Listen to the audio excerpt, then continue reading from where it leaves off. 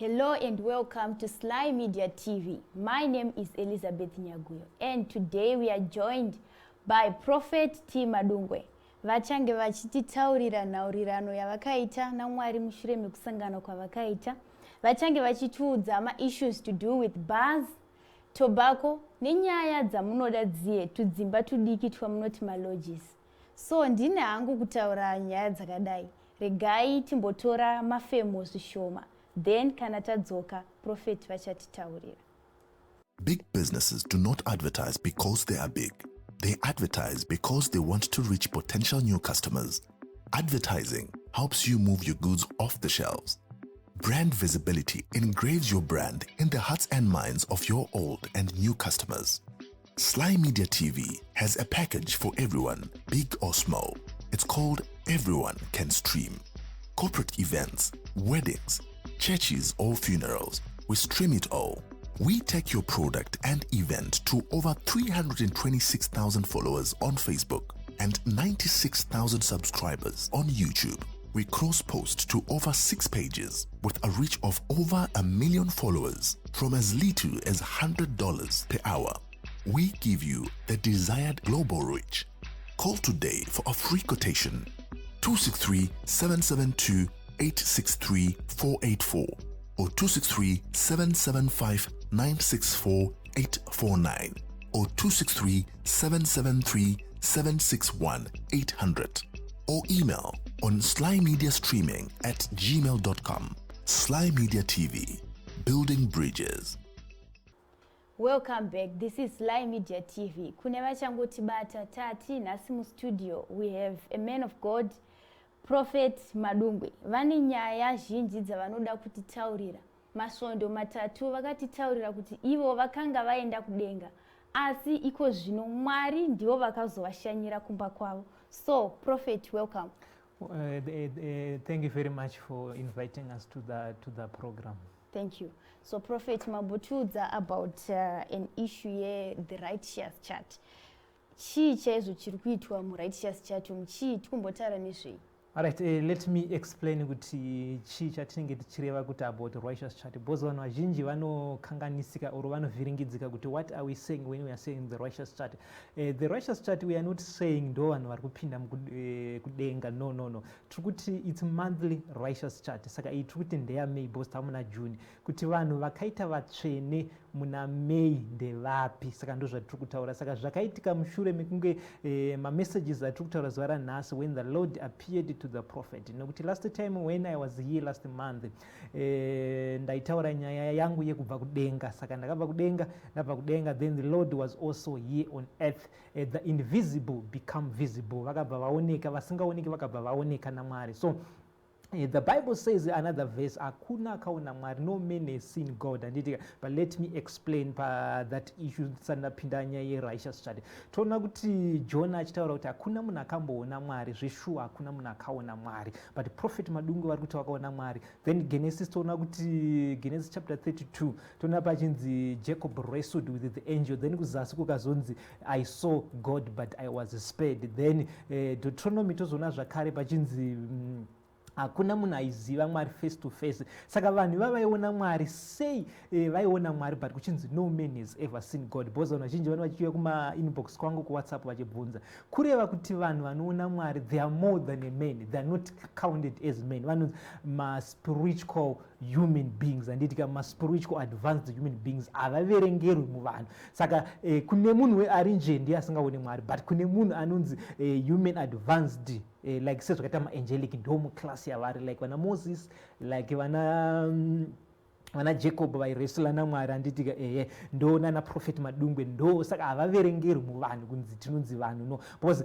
God is not a man that he can lie anditika but Adam akasikwa in the image of God. Saka kureva kuti image nemunhu ne-original zvakasiyana, fake and the fake ne-original zvinhu zvakasiyana. Saka vatiri kuona vanhu panyika vane vachinzi ma-man they are not the original because chinhu chinonzi a man is not an original because vari mu the angelic form ndo vanenge vachinzi the original. Saka Prophet Madungwe havaverengerwi among the men. Saka that's why vachikwanisa kuona Mwari because mumwe munhu anobva auya nevhesi yekuti John akati hakuna anokwanisa kuona Mwari. Saka sei Prophet Madungwe vari kuti vakaona Mwari. saka imi prophet mukuti vanhu vasiri vanhu toti vanhu vasingaonekwe semi mati yamuonekwe prophet inini ngandinemi ndikukuonai muri kundiona handitika even mwari tikaona kuti Genesis chapter 18 handitika panonzi 3 men visited handitika 2 angelic vaitori vanhu vaionekwa handitika ora zvakafanana kuti original nefake handitika zvese zvakafanana ukazvisa panditika unechiti ndiri kungoona mapepa akafanana but zvakatosiyana even zvakafanana handitika zvakafanana but zvakasiyana handitika zvine zvakuda kuzonyatsokutarisisa kuti aiwo zvinhu izvi zvakasiyana papi handitika saka ukaona prophet Madungwe nomwe munhu anongorowo panyika munasoti vakafanana but vakatosiyana 100%. Chataura nyaya yekuupgrade kwevanhu futizve patinenge tichitaura nyaya yemainterviews saka tine vanhu vari more than amen. God is not a man that he can lie. But Genesis mwari vacho vakaonekwa vachifamba nebody yemunhu saka kurati munhu anenge ane body but ari anonzi advanced spiritual being handitika haagumiri munzi is a man saka prophet Madungwe avaverengerwa among the men zvasei vachikwanisa kuona mwari saka vhese kuna John inonzi hakuna akaona mwari taiclarify kuti zviri kumboreva kuti kudii because mumwe anozoti hakuna munhu akaona mwari hakuna munhu anoona aiwa mwari vanooneka handitika nevashoma vari selected vasiri vari beyond vanodarika kuva munhu but variji saka prophet Madungwe operates in different dimensions handitika sometimes I'm a man sometimes I'm above a man so depend kuti ndiri palevel ripi handitika even iwe mwari kana vachishanya panyika vane malevels kana vari kudenga vane glory yakanyanyisa kana vachipinda mumaspiritual realms glory ichidzika sezvakaita Jesu achizosvika panyika angava a simple man handitika zvongoti vanhu vamagumuti mwana waMary but ari yemwari ndo zvatiri kuzama kutaura izvozvo kuti tinenge tichita tichiredusa tichipinda malevels edu sezvinoita mota tinopinda mugear number 1 pinda mugear number 2 but chinhu 1 handitika yonzi ya5 yakumhanyisa yakuzode apa yakurevhesa chinhu 1 saka that is the system yatinenge tichishandisa yekuti panguva iyo toita zvakaita sei so when God is on earth he is very simplicity sezvakaita Jesus Christ so tikwanisa kutaura naye but ukapinda mumaspiritual realms glory yakuti achikwira in heaven havaoneki zvekudaro because zvinenge even pane matanda even matremblings nechibozi uko glory inenge ichita ichiwedzera saka depending nelevel ramuri kuonana namwari saka namwari tosangana nemalevels akasiyana in heaven in spiritual realms even on earth everywhere we can meet God saka recent prophet Madungwe vava namwari after last month vabva futi zvekudenga saka very soon futi zvekatapedza dzino nyaya tichazoupdata futi zvekuti chinenge chiripo prophet shall visit heaven zvakare ndini appointment saka chirega ndichitsanangura the righteous chart yedu kuti ichi chinonzi righteous chart so chinonzi the righteous chart hatisi kuti vanhu vachapinda heaven tiri kuti vanhu vakastrive to be holy no one is holy only God is holy handitika but prophet Madungwe avaverengerwa among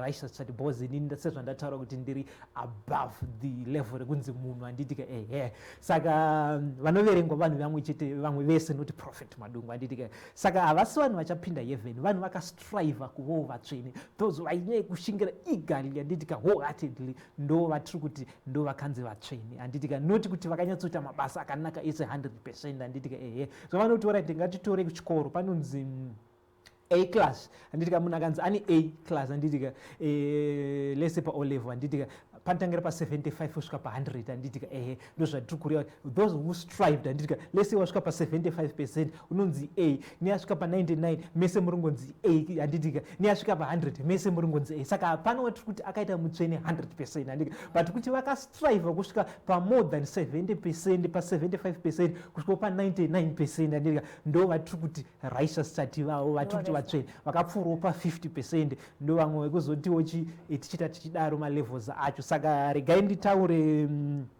kuti macities edu akamira zvakaita sei so Harare yakakwanisa kuita 2500 handiti then Bulawayo yakaita 1300 then Gweru yakaita 800 then Kwekwe yakaita 1000 then Mutare yakaita 2080 then Masvingo yakaita 600 then Zvishavane yakaita 900 aya ndo macities akakwanisa kuti information yatikapiwa naMwari kuti tirelease because tinowanza kuti zvatapiwa naMwari ndo zvatinongotireleasa saka macities yaya ndo akarelisika kuti muHarare manga mune 2.5 Bulawayo 1.3 gweru yanga ine 800, kwekwe yanga ine 1000, then mutare yanga ine 2008, then masvingo yanga ine 600, then zvishavani yanga ine 80. Ndo macities atakakwanisa kunzi naMwari tirelease, although tinokwanisa kuziva macities ese kuti yakati, even uzumba yakaita chi, but tine yatinoti authorization kuti chii chakabvumidzwa naMwari, macities atakabvumidzwa kuti tipende iyaya. Then tine international, Lagos yakaita 400 yekunigeria, then Pretoria yekuSouth Africa yakaita 250, then New York yekuAmerica yakaita 200, then London yekuUK yakaita 1000. Vanhu vakastriva from 75% kusvika pa99%, and then Kiev yeku-Ukraine kurita hondo yakaita 5000, ndo yakadarika macities ese, ndo ine the highest, ndo ine 5000. Why Kiev yakadaro? Because kune hondo, so vanhu they are seeking God too much ku Kiev, kunyika yoye Ukraine, the capital city of Ukraine. That's why yakaita 5000. Then the last city yakaita the highest, that's the remnant. The remnant city. Munhu anokwanisa kubvunza kuti alright, what is the remnant city? And what is the remnant city? I know munhu wese, let me explain what is the remnant city. And Abraham was a nation in another nation. I will make you into a great nation. But apana nyika yenzi Abraham, and angari mu Israel, and that was the mangari mu Israel, because yanga isati yafomiwa Israel, angari mu imwe nyika. Saka Abraham was a nation. Nemhuri yake zvichinda zvakada. Saka Prophet Madungwe ndo the owner of the remnant deserve all nations church. Saka the remnant, the saints vanoti follow, and takaita 30,000. Vanhu vazhinji vanozobvunza kuti Prophet Madungwe mune members akaita sei? Takumbokwanisa kumbobuditsira numbers edu. So far tangobuditsira imwe tinotopfuura more than 30,000. Ndizvo muri kunzwa kuti vatsvene vakastrive pama-remnant saints, and vanhu vanobelieve into the second coming of Jesus Christ, the end time, takakwanisa kuita 30,000. And saka vese vanobelieve followers are Prophet Madungwe, it's a nation, whether uri ku-UK, whether uri ku-South Africa, whether uri kupi, tineti a special nation yedu inonzi the remnant, takakwanisa kubuditsawo inonzi 30,000. Saka ndataura ndikati avasi vanhu vanoenda kudenga, sezvinozoti ayo ndo vanhu vakutopinda kudenga, because vanhu vanozondimiskota, nditika vanhu vakangostrive kuva vatsvene. Then umwe munhu anogona kubvunza kuti hakuna zvinhu zvakadaro. Let us go to the Bible. Genesis chapter 18, pakashanyira Mwari vachishanyira kuna Abrahama, nditika kunonzi Abrahama, vachitaura tumaangelika kanoparadza Sodoma, nditika kunonzi Abrahama kukaita vanhu 50 vatsvene kuSodoma handiparadzi, pakawanikwa pasina, nditika it was measured. Vaitori panyika, they were measured, and kanza kuna 50, kanza kukaita 40, kukaita 30, kukaita 20, kukaita 10, pakashika even 10, ndobva ya Sodoma yaparadzwa. Pakati zoparadzwa vatuya kuti zoparadza, nditika pakanzi alright ngatichimezhai. Because kuti pavakabva kudenga, nditika papamezhwa kuti hapana mutsvene, vanhu vari kutadza vanhu veSodom and Gomorrah, nditika the time yakatravela Mwari kusvika paearth vachizoona naAbrahama nekuzoita kuti pakaitika kamwe kaspace, nditika nekuzoona because vakazodya kumba even kuAbrahama akaita mameetings naAbrahama, vakuchinabva vachiita futi the last calculations kuti hakuna here azotendeukawo panguva aita mutsvene pakasheka even more than 10. Saka munhu kana achiti hakuna chinhu chinonzi righteous chati Prophet Madungwe zvavari kutaura hazvisi muBible, go to Genesis chapter 18. Vachinzi kune 50 vatsvene, kunzi chinzi hakuna, kuri kuti vanhu vaimezhwa. So those are the statistics nanhasi zvichiri kungoitika. Vane nyasha Abrahama akaudzwa, sezvandakangoitawo nendindi akaudzwa, hazviudzwi munhu wese. Abrahama ndiye akaudzwa, ndobva zvaitwa recorded in the Bible. After Moses the prophet ndiye akazotaura, ndiye akanyora the first ma 5 books, ndiye Genesis, Leviticus, Deuteronomy naExodus, achizotaura zvakaitika kusure. Moses naAbrahama ndiwo akakwanisa kupiwa that information. Saka zvinopiwa Prophet Madungwe, noti munhu wese. Saka Mwari havakwanisa kuona munhu wese asarudzwa naMwari, sezvakaita vana Abrahama, vana Moses, noti munhu wese mbombera, aiwa mbombera aisiye kuona Mwari. Hey viewers, muri kuzvinzwira, munoda proof chaizvo, maudzwa kuti endai kuna Genesis, munozviwanira the righteous church. Saka Prophet mataura nyaya yemabhazi nemalodges, apa malodges ndo anyodwa nevanhu mazuva ano. Muri kuti Mwari vakati chii panyaya dzemabhazi nenyaya dzemalodges? Alright, ndo zvakanakira kuti Prophet Madungwe is equal to the Bible or above to the Bible. Tine tinoti logos, tine tinoti the rima, nditika the rima tikureva the current word rataurwa naMwari, nditika logos tikureva the Bible, saka chunhu wana, nditika saka the word of God, Bible ramuri kuona riya nditika mapepa, nditika but kuti zvakanyorwa pamapepa izvozvo, nditika that's the word of the Lord, is the spoken word of the Lord, nditika yakatranslatewa ikaiswa into the papers after a prophet Moses vataura naMwari, kana kuti Moses, kana kuti Isaiah, kana kuti Daniel, nditika even Prophet Madungwe vataura naMwari unogona kusazviwana muBible, nditika but ese equal words akangofanana handitika. Saka Prophet Madungwe is equal to the Bible. Saka ndo zvakanakira nyika yeZimbabwe kuti mune munhu anoonawo Mwari uye achikuudzai kuti Mwari vari kuiti zvakati, amuchangoverenge the Bible chete, vanenge vachikuudzai. Saka ndo zvimwe zvatakataura righteous chati tataura. Nawo tava nyaya yemabhazi kuti alright, Mwari vakamboti kudini yemabhazi handitika, Mwari vakamboti kudini yemalodges, Mwari vakamboti kudini yetobacco handitika. Let me explain one by one handitika. Nyaya yemabhazi, nditange nyaya yemabhazi handitika. Chinonzi bottle store handitika, kana manight clubs kana chizvinhu chinopinda muhwana handitika, hazvibvumidzwe, it's a sin kuti chivhurwe handitika. Because why chichinzi it's a sin?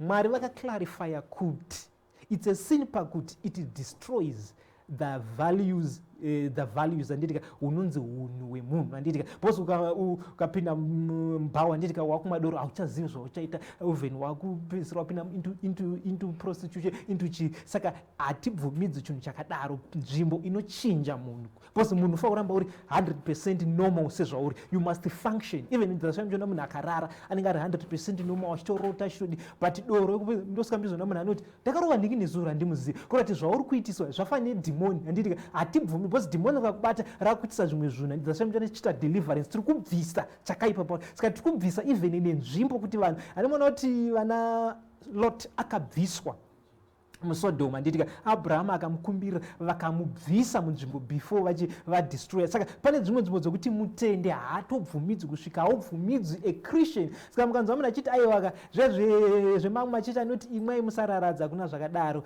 it's like vari kupamba sina. Ini ndiri muprofita ndinotaura zviri kudiwa naMwari, ndinoti zvemachechi anoti imwai musararadza kuna zvinhu zvakadaro, doro haridiwi, bhawa haridiwi. Saka munhu anonamata haabvumidzwi kuvhura bhawa, whether you can protest kuti aiwa profeti zvinondipa mari, kune mamwe mabusiness ari right asinga destroy the value of a human being. Munhu haatobvumidzwi kudhakwa, drunkenness haitodiwi. The Bible says in the book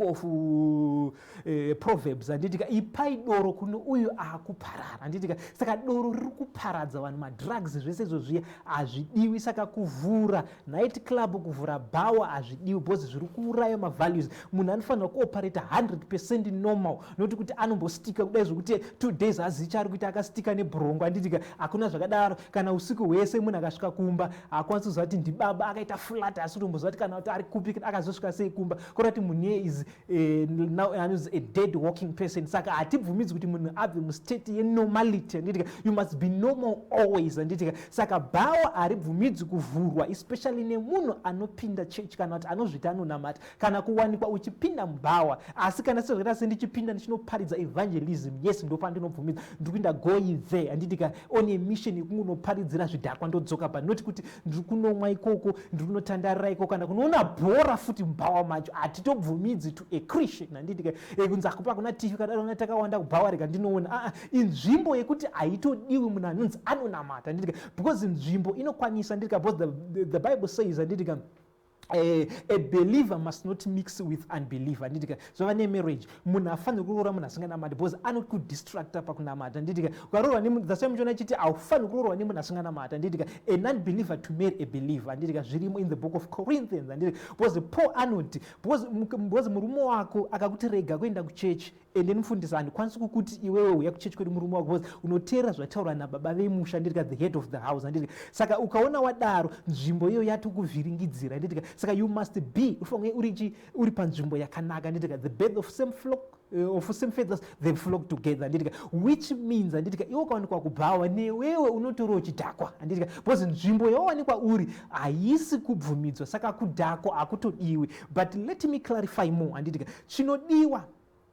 kudhakwa hakudiwi. Noa paakadhakwa paya handitika, anonzi adhakwa kudaro handitika, ndobva azokesa vanake zvikazodi, he abused the wine handitika. So doro haribvumidzwi handitika, but wine inobvumidzwa handitika, but wine inodhaka, but wine haibvumidzwi kudhakwa. because wine represents the blood of Jesus, kuti ropa rajesu hariperi simba. Saka wine chainoitwa unotora paholy communion chete kana kuti for healing. Sezvinonzi naPaul, torai little wine, handitika achitaura kumabhokisi ake Paul, handitika kuti torai the little wine for the sake of the health, handitika inomwirwa kuporesa, inoporesa mudumbu nechichi wine, handitika not ine alcoholic ya, because paine inonzi 60% ya tora inonzi outer inongogadzirwa from the grapes, the original from the grapes, ndio yatikureva wine, handitika ukatora ako ine alcoholic futi hapana chakaipa, but ukazodhakwa it now becomes a sin. Saka doro haribvumidzwi naMwari, whether unozvida kana kuti auzvidi, hakuna zvinhu zvakadaro. Mwari vakazviramba, even the Bible rinozviramba kuti hakuna, because the Bible even in the book of Revelation kunonzi drunkards they shall not enter heaven, zvidhakwa shall not enter heaven. It's not my Bible, it's the prophet Revelation who said that kuti drunkards they shall not even vanoita zveadultery shall not enter heaven, handitika. Saka ukaona uchinzi haubvumidzwi even kuenter heaven kuti wasvibiswa, wamhoreswa, handitika, nedoro, handitika. Saka bhawa nezvinhu zvinotengeswa imomo zvacho doro nefodya hazvibvumidzwi. Saka hakuna business inonzi enda sovhura bhawa nemunhu anonamata.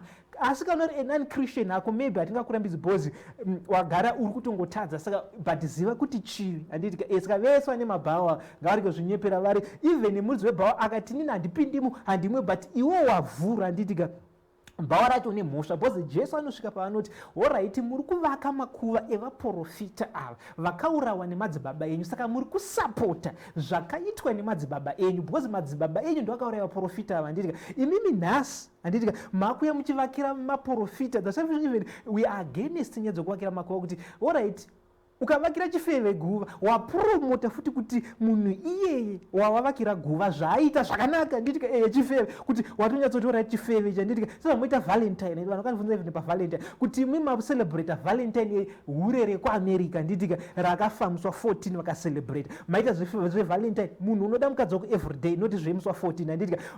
Matopinda muprostitution yacho, handitika, nemiwo mune mhosva, because Jesu ari kuti mabatsira kungovaka guva rekuti muprofita akaurawa nevanhu, handitika, imi mukavaka guva racho, handika, imhosva, because matobatsirana nevanhu, matosapota kuti zvamakaita zviri right, handitika. Saka kucelebrate Valentine muri kuti zvamakaita zviri right, kuti urere kuAmerica rainzi Valentine racho riri kuitirwa holiday riri right, zvaraita zvechihure zvachizvo. Saka muri kutopambadzira muchitoita. Saka vese vakacelebrate Valentine makatadza. Tiri kukujajai palast judgment because muri kusapota, because vakasapota kufa kwemuprofita nokuvaka guva, handitika. Saka even makuva, even paipai kuti waona chirema murodhi, be careful neurupa mari yako, handitika. Umwe uchimba mari chirema, handitika, akunopinda mubhawa, handitika, wasapota newe judgment upon you.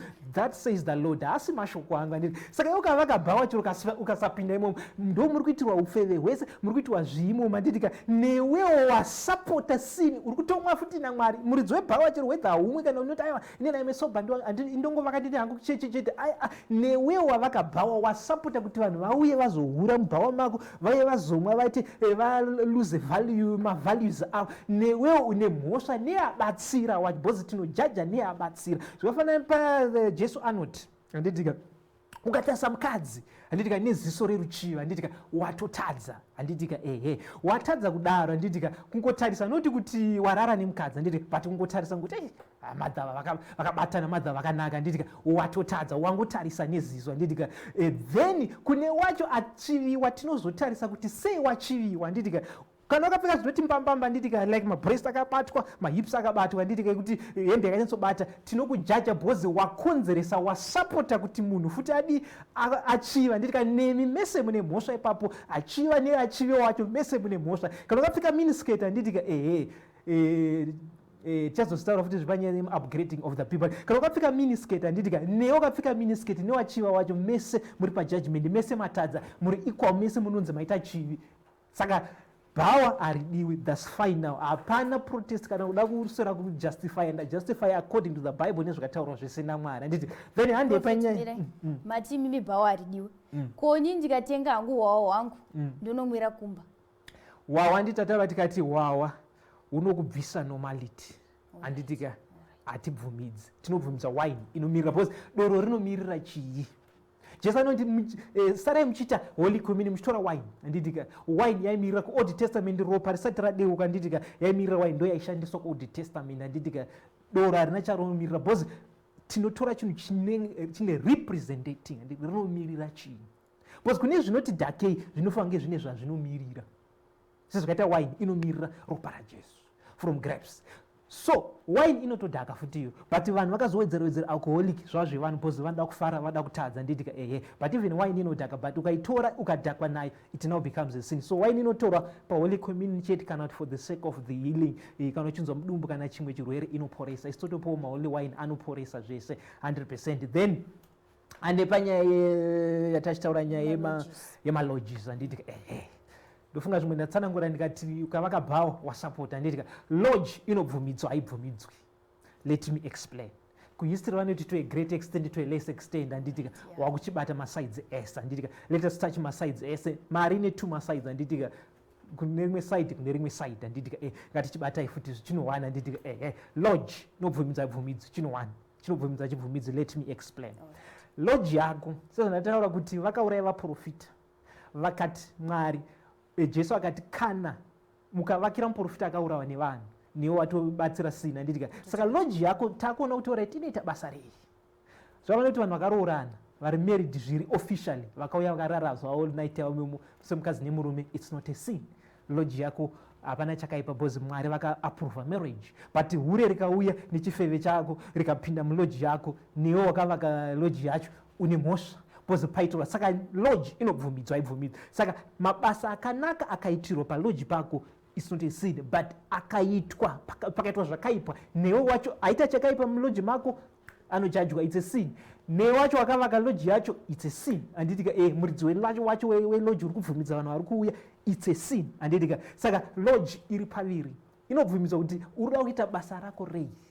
Zvanoti indikaenda Bulawayo izvozvi nhasi anditika I want to go and have a crusade Bulawayo kana kuUK anditika handinorari kumba kwemunhu anditika kana kuti warasikira muBulawayo kana kuti bhazi rati handiti unopinda mulodge utaura ndido pekurara anditika wana pekurara naiti yako anditika mangwana obuda woenda kwaunoenda ukadaro nelodge yako uchiita zvinhu zvakadaro it's not a sin. Hati kujaji ipapo, but pakazoya vaya vaionaa zvokuti uyai nesmall house yake wabvumidza because ndozvinoita kwamalodgika 30 minutes chete tokupai mosangana nditika muri kutozviziva muri kutova vanhu vacho anditi even macondoms anenge atuiswe momwe tine chizviziva zvedu tine tichiona because in heaven hapana chatisingaoni zvese tiona zvese hapana chakavanzika pamberi paMwari. Zvimacondoms zvamaingisa mumalodge zviya tichitozviziva anditika motova pane zvimacondom motodidide motonyatsokushongedza modi nezvimatauro moti kamapedza munodi. Saka muri kuziva zvamuri kuita, muri kusapota kuti vanhu vaite chivi. Saka ari kusapota chivi anditika anojajwa futi. Saka lodge inojajwa depending nebasa ramuri kuita anditika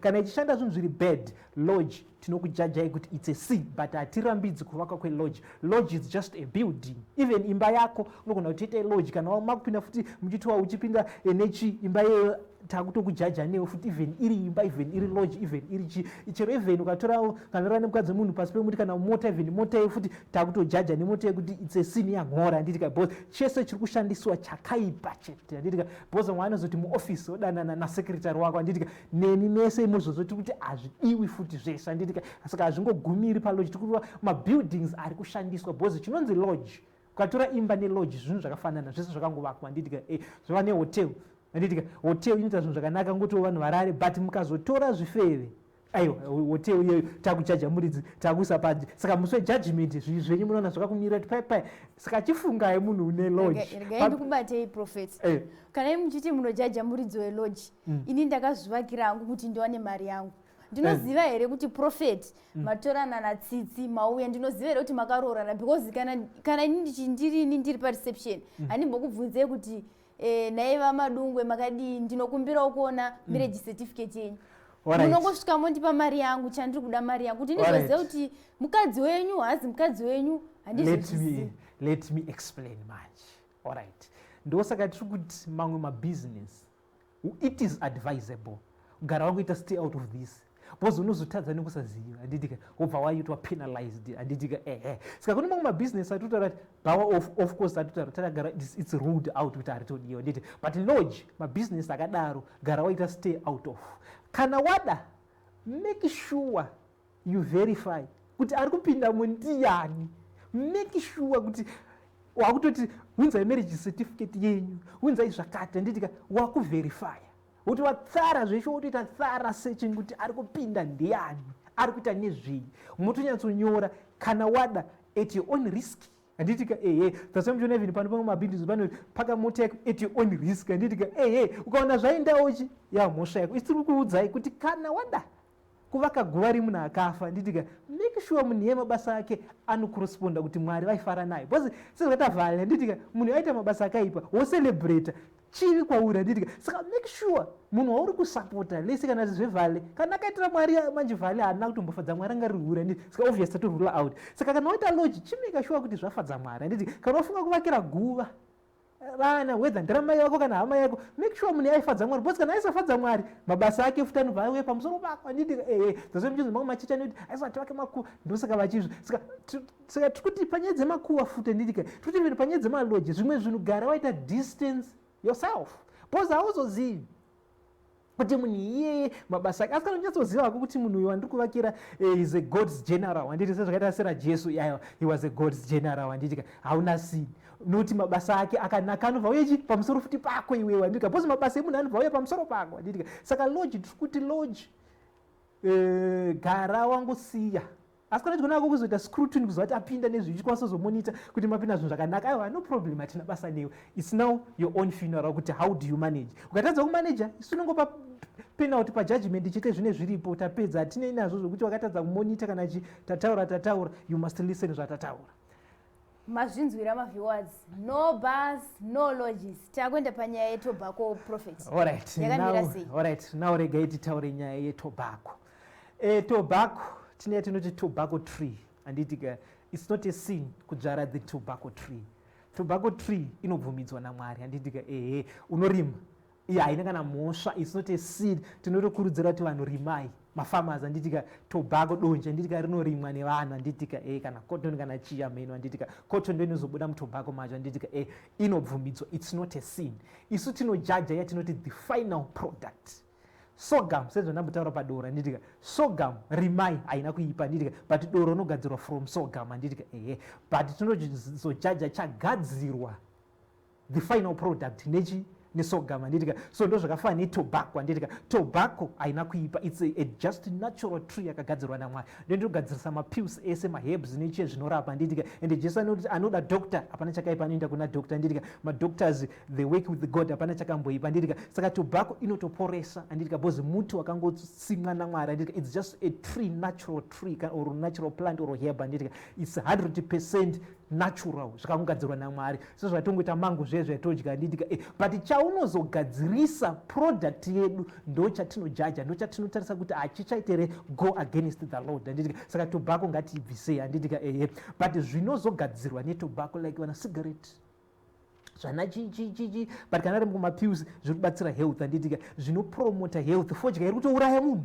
handitika mapapu ari kutodi, saka hatipromoti zvinhu zvakadaro, handiti tatidoro hatipromoti because riri kuuraya mavalues munhu asisina munhu anosvika even pana mbuya akutotuka mbuya akutoweitira even chiro pai zvokuti vakadzi vari kuya nabasa nazvo akutoweita zvake harina nabasa nazvo, handitika kana even asina hembe, handitika that's why tatidoro haribvumidzwa, handitika even fodya inouraya mapapu, handitika you're killing yourself. Mwari vakatisika kuti saka anything chinokuchinja chinokuuraya iwewe isusu hatibvumidzi, saka chinozouya final product ndo yatinojaja, handitika sezvakaita masigarettes nezvimwe zvamazogadzirisa zvinouraya zvinogadzirwa patobacco, handitika even tobacco inogona kushanda semanyuwa, handitika vamwe vanoitora semanyuwa sechizvese, handitika saka isusu tinojaja the final product, handitika so vane building ukaigadzira, handitika ukasaiti it's a lodge hatiijaji because it's not, but maactivities akuzoitwa imomo ndo akunzi it's a lodge, handitika kana akaipa ndo atinojaja, so the final product ndo yatinojaja kuti haisi kuva chinhu chakaipera, hachisi kuva chinhu chakadii, handitika the final product not the tobacco, handitika saka tobacco vanhu tiri kuti rimai makasununguka, it's not a sin, handitika but vanozotora tobacco zvakafa negold, alright, gold is just a natural mineral, handitika hapana itai cherai makorokoza ndabasa nazvo, handitika but chaunozoita negoridhe wazonotengesa goridhe riyari, handitika zvava nemari, handitika give what belongs to Caesar, mari haina kuipa, handitika rongorobepa ribai, but chii chaunozonoita wabata mari yacho, handitika kubata mari haina zvainoita mari, iwe ukazonokecha, handitika isita kuti iwe ndiwe anokecha, iwewe handitika using mari handitika mari hainamboti ndikuda kukecha inini ndaisiyarara nemunhu mari handitika iwewe munhu wazonokecha ndowatinojaji handitika the final product handitika noti mari hatijaji bepa richangosara pano ranofanira nebepa rinogadziswa bible handitika ese mapepa handitika but razongonzi bepa rebhible iri bepa remari but ese mapepa handitika but the final product kuti ndowazotora mari wazonokecha mulaini wadi ndozvatinojaji saka tobacco hapana chakamboipa haina kubhaniwa namwari rima is just a tree handitika but zvinozobuda imomo the final product ndozvatozojaja like zvemapius hatijaji ana basa handitika handitika hatijaji but tine mamwe mapius like ma 7 hours eufe ayo takabhawa takadi but health anopromota health yako hanakwe but ma7 hours even ezvizvii ekuti hameno zvakawanda nhasi ndakamboitaura nyaya hangu nhasi anosoda kuibata. Alright prophet, takwenda panyaya yeloto. Tinoziva isusu kuti vazhinji ukanzwa wina loto mafarira unoita saka panditozoti Mwari aitaura nemi kuti loto yakanaka here loto yakashata here handichaziva kuti chimbonyazotiudzei kuti Mwari akati chii pamusoro peloto. Alright, let us help vanhu. Prophet Madungwe is there to help. I'm the bridge between God and the humanity.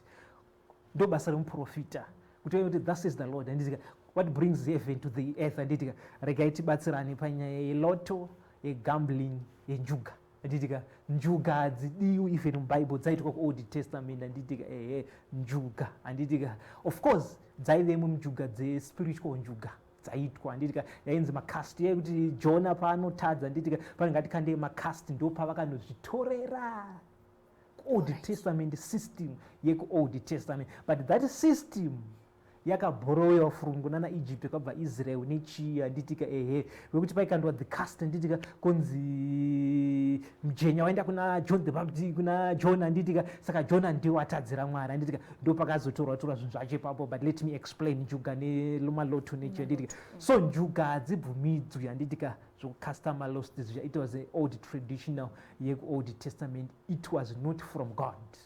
Zvafanira kuti alright tine zvimwe zvinhu zviri mubible but it's not biblical because the Bible it contains the bad and the good thing and the bad thing we must not follow them, the good thing we follow them. Vese vakaroora vakadzi vakawanda mubible it's a sin whether done by David the great, done by Solomon the great, done by Abraham anoita two vakadzi anga ne1 because Haga akazomubvisa pakati pake handitika chaitori chihure chiya handiti chake Paul anoziva chiti one wife one husband. Adam akasikirwa one mukadzi, that's the original marriage. Paul ozoti uyo aita hake more than one achabvumidzwa kupinda muleadership because asarudza because one wife one husband handitika that is the original. Tingotaura kuti tine zvimwe zvinhu zviri mubible like zvenjuga izvo zvemakasti chichichi but it was not a biblical thing handitika chinodiwa chakanaka handitika saka vana Solomon vakaroora vakadzi vakawanda but hazviri kuti ndo zvaidiwa naMwari. Mwari vanongoti one marriage so kutokundikana kwakaita munhu waMwari even ukaona mufundisi wako aita small house handitika usati mufundisi aita small house saka zvinobvumidzwa hazvibvumidzwi munhu wenyama atozvidonherawo angozviitirawo handitika sikaona mufundisi wako aenda pakona nasekretary wake wechechi do not justify kuti zvotobvumidza because mufundisi akaita hazvisizvo. What the Lord says one wife one husband. Saka njuga vanhu vaitsvaka kurarama nechi even nanaloto nezvi but the source yeloto nanachi it's not from God, it's not supporting that man is evil handitika ine marituals ekuti alright let us start the US dollar. US dollar zvedu it's international. That's why makaona Jesu akazvita distance himself from the money akati give what belongs to Caesar. Mari dzese dzine marituals adzinoitirwa but in the highest rituals it's US dollar. That's why richishandiswa the whole world iro even the devil anotorimo mukati maro handitika that's why muchiona ziso rechinzi padhola rate rikakutarisai munhu wese unenge akatariswa handitika and for you to trade here on earth handitika you need US dollar nyika dzisitoda dollar because vakanyaita more sacrifices but masacrifices acho anoitwa by the muiti by God because hazvinei naMwari because akapiwa nyika ino ndiSatan. Satan ndiye ari kutonga pano saka munoita masacrifices nenyika anomana zvoita masatanism oita masacrifices naSatan saka mari zhinji tingakuti almost mari zhinji kunyanya US dollar ndo rakanyanya kusacrificewa zvakanyanya. That's why the most popular and riro rinonzi rine power the backbone of the economy of every nation. Mari dzese dzinoretwa US dollar rinozodi fungai mari dzacho hadziperi because dzakasacrificewa handitika dzine marituals saka even zvana loto zviya zvana gambling zvine marituals akanyanyisa ekuti tiri kuti garai mariga bhozi makambozviona munhu anowanza wina zviya zvakazhinji munhu ane mushonga munhu bhozi haisi mari iri clean mari isiri clean don't ever think kuti unoiwana iwe uri mutsvene hauiwani bhozi chinhu chiri clean bhozi darkness and light shall never meet anditika light hapana pekumboti makaona masikati 12 o'clock pm anditi manje handiyada kukwana past 10 to 11 anditika izvo zvimoona kwatoita rimi kwatoti kuna dark and lightness shall not meet anditika saka zviya kwazvakabva the originality kwazvakabva you must stress anditika ndambotaura ndikati before you celebrate anything ndataura ndikati Christmas it's a sin because ndekubabylon anditika holiday evil Jesu anazvora musi 25 ndikataura Easter kuti hakuna futi vale ndaitaura nhasi kuti yaitwa zvakati saka before you celebrate anything before you join anything anditika zoita lot kuti munhu angangoya ngoti wina hakuna zvinhu zvakadaro anditi America ngotishandisa dollar renyu pasi rese for free muchingoenda musina hakuna zvinhu zvakadaro you must ufanombotsvakawo so ruzivo my people they lack knowledge anditika Joy anotaura kudaro andika kuti my people they lack knowledge so they are perishing because they lack knowledge andika so vanhu mongopinda mucelebration yeeaster kana vana valentine hamuzivi kuti zvakambobva kupi saka unofanira kutsvaka the source kuti vana loto zvacho zvakatangira papi vana gambling zvakatangira kupi anditika takabatadza nyaya mavhesis kuti tina naSolomon vakaroora munoziva kuti chero munhu ukaroora zvitoenda nemapostori kuroora vakadzi 4-5 it's last kuda kundikana fusi kwana wabva pamukadzi wari uchina pasekondi it's last whether uri mupostori wazoti aiwa cheche nditsoroora vakadzi 20 aiwa hakuna zvakadaro Solomon akazviita mubhaibheri it was a sin whether committed by Solomon of the Bible whether committed by the generation of today it's a sin is a sin stop hapana kutadza hazviri kuti even munhu waMwari akazviita zvonzi aiwa zviri justified no a sin is a sin vana Abraham vakatotorawo vakatozobvisa vana Hagai but one wife mukadzi wake ndiSarah ndiye wakaropafadzwa naye saka mukadzi wake even Solomon anorangarira the wife of your youth anditika ndo mukadzi wako anditika saka zvimwe zvozoti munhu azoroora kadzi 10 yatova last year kusatogutsikana usagona kuzingira panyezingisidzingira panhu pamwe anditika inotori last year yozojustified ana Solomon kwakuri kutodonho kwamudhara Solomon kuya kwamakuteedzera anditika David akauraya mukadzi wemunhu anditika akauraya murume wemunhu achida mukadzi wemunhu saka nhasi vanoita kuti urayai sezvo because izvozvo zvamuri kuita musi mazvitanga let us go to the book of Revelation pamachurch ages Revelation chapter 3:2 anditika pamachurch ages paipa anditika pane panonzi the Nicolaitans anditika their leader akavati pavhesi namutaura andika ukachiva mukadzi iyeye anditika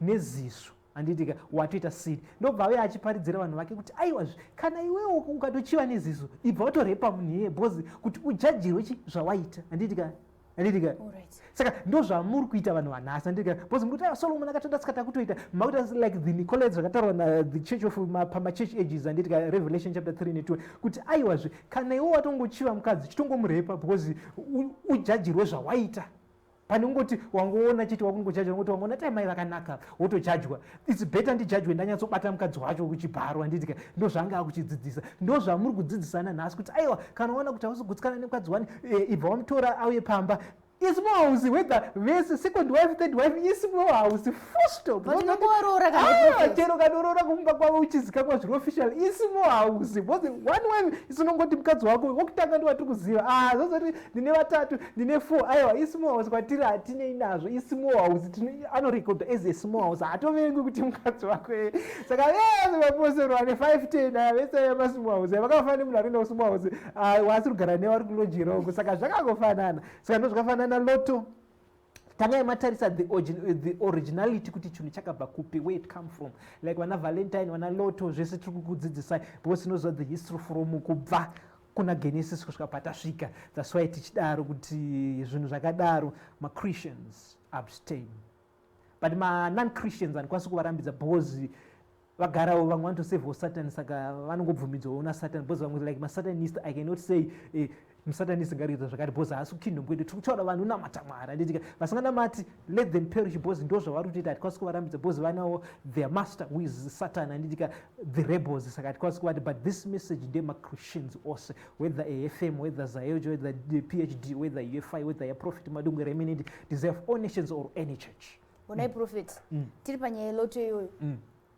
zvinhu zviri kunetsa iko zvino saka inini ndikatonzi Eliza wawina loto mafariro andinoitaka hamukwanisi kundibata prophet onai prophet anditi panyaya yeloto ipapo kuwina loto kwatiri isusu maChristians sevanhu zvinhu zvisina kunyatsomira zvakanaka ndinoenda kutoti nyasha dzandiloketa zvino imimi kana profeti makunditi kuwina loto it's a sin. Alright, ngatibatei musi wa14 Mwari vanongoti love your wife anditika always, but vanozoti musi wa1 day saka pamwe pese hapana rudo. It's not Mwari havaremembe nezvinhu zvakadaro.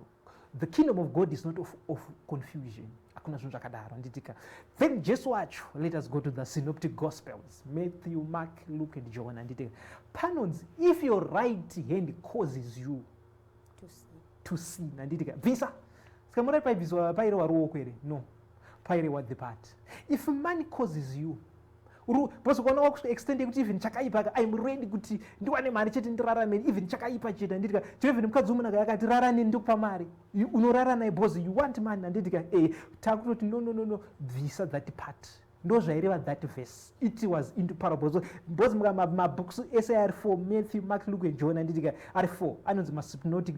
Jesu aiparidza into parables. Let the dead bury the dead. Arumbozama kuti kudi munhu akaviga angaviga munhu akafere, vanhu vapenyu ndo vanoviga munhu mupenyu, but aireva kuti let the dead bury the dead. Vanhu vasingaiti zvamwari vanonzi the dead people. Munhu asina mwari is dead because munhu kuti uve munhu a living person you must have God. Kana usina mwari even uri mupenyu you are dead anditika. Saka that verse inoti if your right hand causes, pairehwa kuti chinokukonzeresa kukubvisa. Saka even ukati clarify kuti unowana mari ndadai kana uda kuropafadzwa namata mwari vanokuloketa zvakanaka nenzira yakanaka, kune mabusinesses akanaka ari clean ekuti hani chakaipa nezvakare zvakafa nevhaleo kuti aiwa tiri kudanana saka zvina basa but aiwa kuna zvakadaro zvakabva kupi anditika. Mwari anomboti tizviite zvese izvozvo anditika. Even zvemabirthday is not all that much too much stereki because handidza semuchona Satan akabvisa vanhu vakati celebrate pakazvarwa Jesu anoti celebrate my death ndio yakakusunungura anditika, but takabviswa takuisa kubirthday asina basa nezvaJesu tangokucelebrate kuzvarwa kwedu futi anditika. Tinocelebrate kufa kwaJesu. Musi unofa munhu death yemunhu yatofa kucelebrate his way, but nyoti hatina mabasa takucelebrate birth because birth pawazvarwa chicha waita. Saka what are we celebrating? Because chinozocelebrate pane zvaitwa like Jesu achifa takucelebrate his death kuti afira vanhu zvazoda. Saka musi unofa munhu patofa kucelebrate padeath yemunhu. Muchitonovika munepa hamufa kuchema nditika hatifa kutochema panofa munhu. We must celebrate, especially sezvakaita sana Prophet Madungwe kuti ndakarwa kwakanaka poa kuti ndakarwa kwakanaka ndakuenda nditika takucelebrate kuti mudharapo vakarwa zvakanaka nditika. Panyaya kuti vanhu hamuna mabasa akanaka saka parufa hapana chekucelebrate vakucelebraterwa mabirthday. Saka hatina basa because as long chinhu chakaipa hatina basa nekuti uri kuwana mari udi tsvaka nzira yakanaka wouraya munhu here. That's why venyu mavakuromba nhasi kuti chikuru kuti ndawana mari makuromba makuraisa vana inzira dzakaipa nditika. Hatikurudziri vanhu kuti muwane. Mwari havaropafadzi nzira yakashata anditika. Hakuna even marriage yenyu mukada kudugirana zvimavhale musana zvimaruva chichi musafunza nicharopafadzwa zvichafamba munotodivorce kana even after 2 days muchibva ipapo because matopinda musin rate yekuti love your wife every day, every minute, every second, noti zvepavhale zvesinful because wai vachizoenokatese ndo panoitwa zvivi musi wacho, musi weEaster wacho, musi wechi because hazvinei naMwari but vari kuhwaita nekuti tinonamata nditika. Unonzwa munhu achiti ndomwa zvangu china kuchecha aiwa hakuna zvakadaro tsano musanyepera vanhu anditika. Musazvifonera tsano muri kumba kwenyu kuzumba kuti ndinonamata aiwa hakuna zvinhu zvakadaro. Alright Prophet, ngatiendei paupgrading of the people apa. Tichiri kumbotaura nezvei kana tichiti tiri kuupgrade vanhu? Alright, upgrading of the people. Tinoona kuti vanhu venyika vakuzviupgrada zvatisiri kuzvida isusu kana zvisina isusu mukati. Upgrading of the people. Moses anosangana naMwari akadzoka ava upgraded akaiswa glory. Why tati taakutanga kuita nyaya yekuupgrade the people? Let me clarify. Tine vanhu vakanaka vari beautiful, tine vanhu vari ugly, tine vanhu vari maaverage. Vanhu vazhinji vese vamunoona vanonzi vari average. Hakuna munhu akashata, hakuna munhu akanaka. Vazhinji nevanhu vari ugly ndo pane vanhu vese. Beautiful only the few. Muri kutaura pamafesi, muri kutaura papi Prophet mukaiti munhu ari beautiful, ari ugly. Regai nditaure nyaya dzacho anditika. Tichazobata futi nyaya yebvudzi anditika. tichibata ipapo tutaura nyekufesi tizobatanidza nebvudzi remind me tisati apedza the program nyekuvhudza nditika long hair nemarasta kuti rasta rakambomira sei because zvese takazvitaura namwari izvozvo handiti. So we see kuti vanhu vanonzi vari ugly nevanhu vari average tapedza ndo maclasses anopinda vanhu vese vaunozoona vakunzi they are beautiful vanhu ivavo vane purpose vanhu vashoma shoma tine vanhu vashoma shoma vakanaka like mukatarisa vana vaJobho ndo vakanzi they were very beautiful in the land. Even like mukadzi wemuprofita afonzi very beautiful like waAbrahama Sarah nonzi was very beautiful anditi mwana panzi neBible beautiful ndo vanhu vakanaka saka vese moto vanhu vakanaka havana kunaka vanonzi average. Anditi that's why takazoti tichiti vakadzi regai tidzibatanidze nyaya dzacho dzebeauty nemabvudzi kuti zvinonyatsomecha although dziri nyaya 2 anditi mukadzi anonzi ngaite bvudzi refu why takuchimwedza because vakadzi vazhinji vari paaverage ndovamwe vakashata ndo maclasses avo anditi so chisai bvudzi renyu anditi chizorewo mashonga mafuta kuti mutsvukirirewo kwete yekutsvuka anditi vana Nineveh ngoti utika soft ganda anditi chigarawo muzuva anditi kuti tikuku upgrade that's why mukadzi akanzi ngaite long hair for his glory chinonzi glory kubeautify munhu anditi for his glory anditi kuti aone glory angoonekera chinonzi glory kuonekera anditi saka mwari vakavati ngavaite long hair mukadzi abvumidzi kuita zuda mukadzi abvumidzi kugerwa lady skirt kautogerwa lady skirt chisa wig inoreva because long hair ndo rinopa kunaka kwemukadzi anditi not short murume futi mirai prophet ipapo but kune vamwe vakadzi vakangonaka kavaine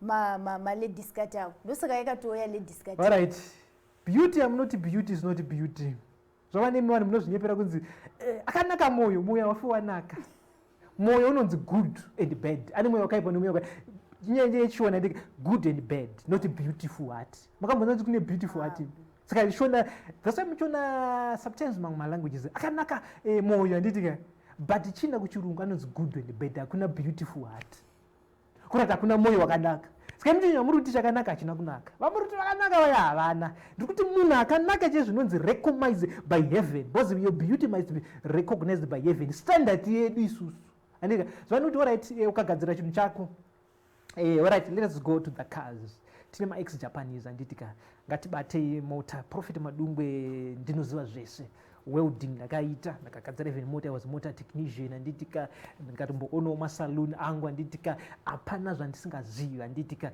maex Japanese anditika nhasi ukapinda ukati wish here it's Japanese zita rinoshanda muJapan chete anditika then yozotengesera ukapinda muSouth Africa mune ma-international cars anomita ma-international standard hamuna wish unoona ichinzi paCorolla Verso hakuna wish anditika vana Raumu zvese zviya anditi vana Spatio anditika zvimamota zvokugadzirwa muJapan not international standard anditika anditika then nedzimwe mota dzakangowanda zvima-X zvizhinji anditika then ukazoendawo paHilux iri painternational kana kuti Corolla anditika iri painternational ukaenda kuSouth Africa une one but ukaenda Spatio yona kuSouth Africa anditika pane maHilux anobuda muJapan anenge asina kunaka anditika anenge asiri painternational standard anditika but ikabva UK inogadzira ma-international standard ndo zvandiri kureva kuti tine yatinoti heavily standard yatinoti beauty yamuri kuti beauty haisi beauty because the reason unonzi vachitsai mukadzi akanaka uyu handitika zvava noti mukadzi akapfura akapfeka minonzi varume vachikwenyana kwenyana mukadzi akanaka uyu haana kunaka mukadzi ilast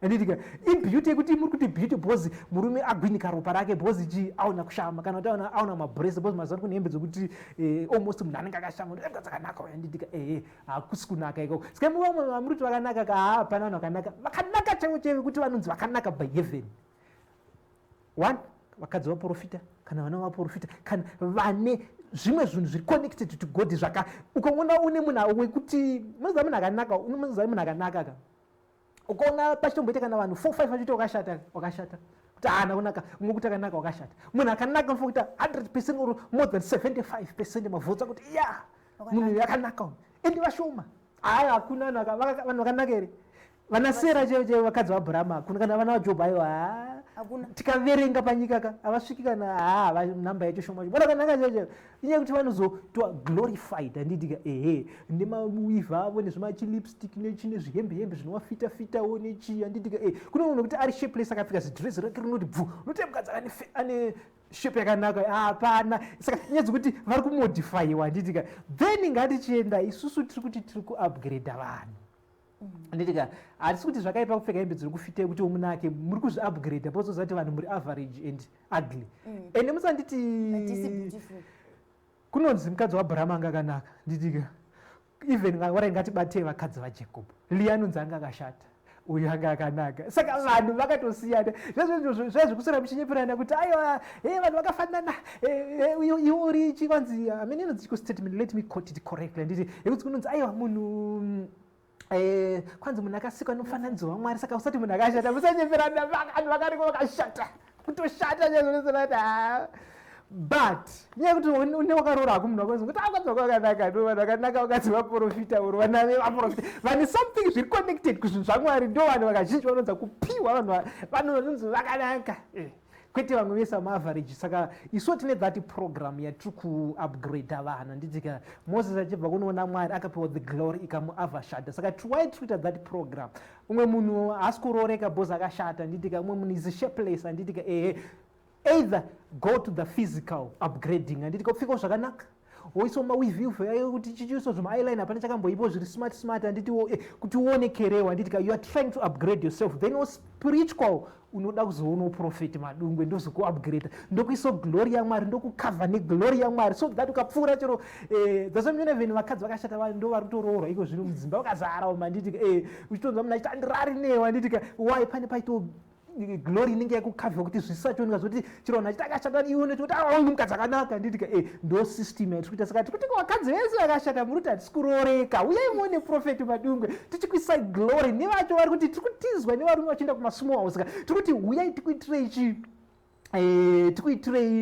tikupei glory handitika tikuupgradei isystem yatiri kutotanga iyoyi manje yekuti takubika vanhu takugadzira vanhu profeti Madungwe vakugadzira vanhu profeti Madungwe vauya vari serious after vaona Mwari nekubva kudenga handitika takugadzira vanhu kuti vasasiyiwa nevarume vachienda kumasmall house kana kuti even mukadzi wakasaona sokuti hauna mari handitika unouya tonyatsokukugadzirazvagadzira hazvioni mukadzi wako zvokuti haana mari zvokuti usina mari anenge achindoti arombe irora handidi munhu ane mari handitika zvakuitika izvozvo zvega naprofeti Madungwe murume akaona Mwari saka tine that process yekuti takuupgrade vanhu the people but unoona prophet direct then tine imwe the issue zvakare yekuti takudeliver vanhu with the angelics prophet Madungwe nemaangelic takutanga that system zvakare tichi upgrade vanhu handitika vamwe tichachisa through the deliverance wo takubvisa munye tsvina tochikupinza muupgrading wanditika tichibatsirana nemaangelic prophet Madungwe from starting with immediate effect after waona Mwari vakushanda nekuti vabatsire vanhu vachishanda nemaangelic handichashandi ndega ndichanga ndichishanda nemaangelic tichibatsira vanhu panyaya dzemaupgrading nyaya idzodzo pachine zvimwe mambotaura issue yebvudzi prophet nyaya yebvudzi ngati mimi marasta saka tichazive kuti mati marasta Mwari vari kumada here havasi kumada here kana kuti alright marasta mukadzi akanzi long hair mukadzi ndiye anobvumidzwa long hair whether waita rakadii hatina basa nazvo as long riri hair nditika murume akanzi short hair so murume wese short hair saka kureva kuti rasta harisi short hair kureva kuti automatically disqualified haridiwi short hair murume wese but there must be a difference the same tona vakadzi vane soft skin varume vane hard skin why difference even our bodies tichifamba unoona mukadzi mabreast why Mwari vasinangosikatisa varume tine vakadzi kangoti apa flat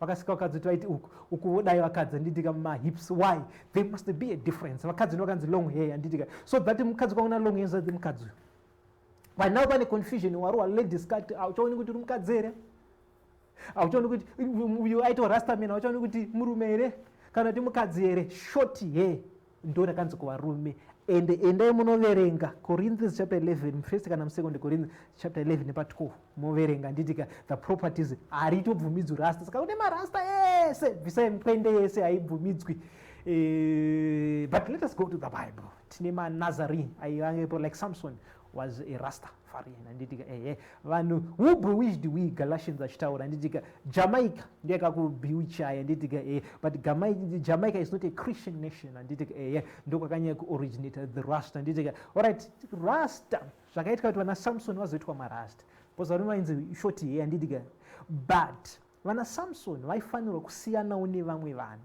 because vanga vari extraordinary. Handiti ke oath yake kutora kuti asiyane nevamwe varume zvava zvakaita Prophet Madungwe. Vanoona Mwari, vanoenda kudenga, takatosiyana. Unogona kuzviti unonzi prophet ningi, but ukanzi yes tese tiri maprofeti, but Prophet Madungwe wazosiyana because vanoona Mwari, vanoona Mwari vaenda kudenga, titika tatosiya. That was the difference. Tese tiri maprofita, but the difference yekuti uzoti the way you operate. Ndika saka Samson kuti azosiyana nevamwe vanhu, ndika ukanzi imimi chisiyai bvudzi. It was instruction kuti bvudzi rake ngarisagerwa. Why pakapiwa instruction kana dai vanhu vaisagerwa? Mwari vaingosiya vachizati zvibvudzi harigerwi izvi, saka zveSamsoni zvehazigerwi. Saka sei vakazopa instruction yekuti ngaasagerwa? Because the law says munhu anofanira kugerwa murume oita shoti ye. Saka tivachisiyana vanzi ngaasagerwa. Saka that was a prescription yakapiwa according to order. Saka zvakaita pana Mary kunzi iwewe hausi kuzozvara wasangana nemurume. That was instruction yakangopiwa ipapo, but atsvere kuti vanhu iko zvino munongozvara pasina murume akuna zvakadaro, unosangana murume nemukadzi munosangana pobuda mwana. Ndo the original law iripo. Handiti ka murume anogerwa full stop. Saka zvemarasta zvokuti vaimbe kana chatinei nazvo isusu chingotaura kuti rasta haridiwi. Handiti ke rasta haridiwi, long hair kumurume haridiwi. Vanhu vese varume vane mukwende, please, besides a sin hazvidiwi naMwari izvozvo. Whether unoenda kuchechi kana ikupi hakuna zvinhu zvakadaro, rasta haridiwi. Hanzi rasta haridiwe mazvinzwira mafuwa. Marasta vazvidzira. Avazvinzwire. So prophet ndeapi ma last words enyu amungade kupa, maybe number kuti vanhu vazoya vachizopiwa glory, mataura zvokuti munopa glory 1 on 1. Vape glory vanhu vese vari ma average. Varizowanawo kuwanikwa zvose mataura.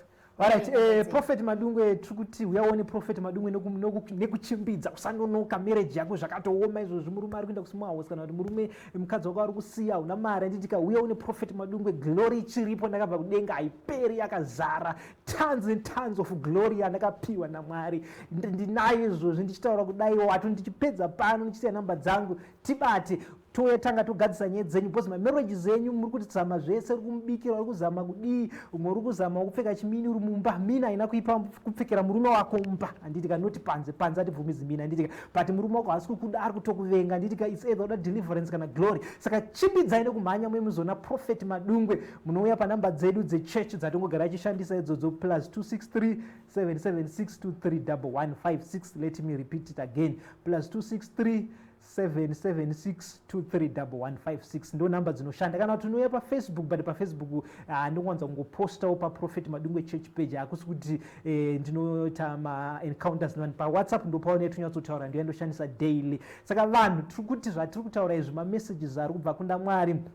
Saka Prophet Madungwe vane entry yeheaven futi. Saka ndichadzoka panopera futi mwedzi July achitanga, ndiri kudzoka futi zvakare pano tichitaura nyaya yekudzoka kudenga. Tine nyaya dzatiri kuzonotaura go back to sender, kuti zvakambomira sei, kuti Mwari vari kuti kudii nenyaya going back to sender. Tinobvumidzo iri kudzosera chivi nechi, ndo meeting yatinayo naMwari. So Prophet Madungwe anogara nacho naMwari almost monthly, atoti maofficial, tichidzoka nemamessages enyu. Saka chanodzoka nenyaya iyoyo inenge iri mudariro, tombogara pasini naMwari nemaheavenly courts ese ikoko ndendiri kuheaven. Saka July achiti ndine ndidzoka zvakare ndichikuzivisai zvakati. Saka vanhu tibatei pa 263 776 231156. Tikupe glory, mamarriages enyu aitwe restored. Varume venyu vasaenda kumasmall house, even vakadzi venyu vasakusiyeni kuti hamuna mari, kana even vasikana vari kuti zviri kunetsa zvemarriage, wapa 35 wapa 40 years. Glory iripo pana Prophet Madungwe, glory iriti. Tikupei vanhu muroorwe pachena, zvisina mushonga kuti munonoromba munonodii zvese zviya. Aiwa glory